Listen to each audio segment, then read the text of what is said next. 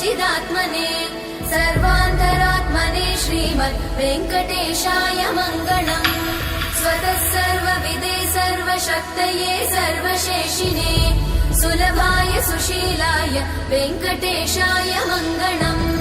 परस्मै ब्रह्मणे पूर्णकामाय परमात्मने प्रयुञ्जे परतत्त्वाय वेङ्कटेशाय मङ्गलम्।